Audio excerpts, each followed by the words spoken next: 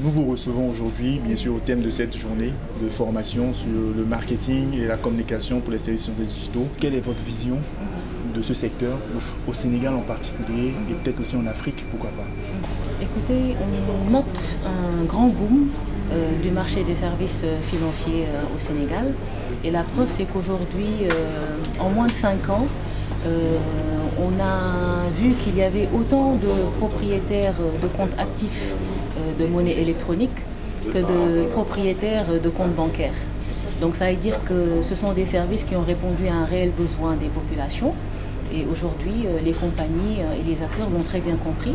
On voit les banques, les entreprises de microfinance, les opérateurs télécoms et également des entreprises hybrides qui créent tous les jours des produits et des services, je dirais, très innovants, faciles d'usage et qui donc viennent répondre aux aspirations de ces segments-là.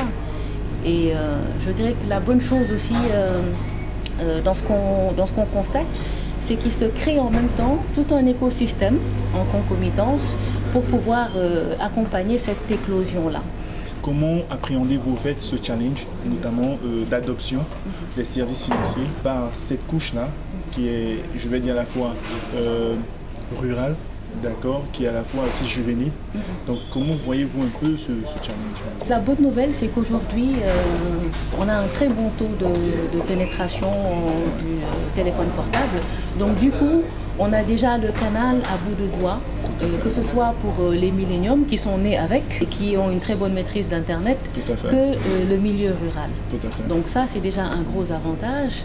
Et après, je dirais qu'en fonction de chaque cible conceptuelle, les différents acteurs auront à développer des canaux spécifiques de marketing et de communication pour pouvoir atteindre leur cible. Quel serait pour vous l'apport alors de la communication digitale sur cette adoption, notamment cette utilisation au fait des services financiers digitaux?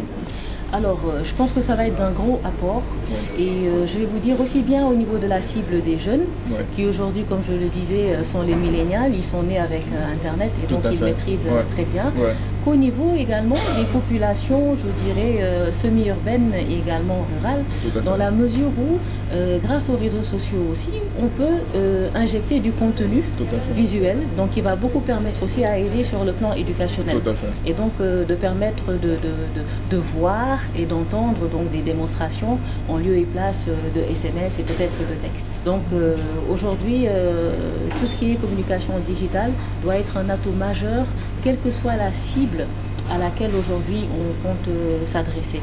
Et cela aussi va aider, c'est aujourd'hui donc l'acquisition de smartphones de plus en plus à bas prix, et aussi donc l'extension des réseaux des différents opérateurs télécoms en vue de réduire la fracture numérique. Donc tout ça concourt actuellement concomitamment à mettre en place tout un écosystème favorable à la transformation aussi digitale.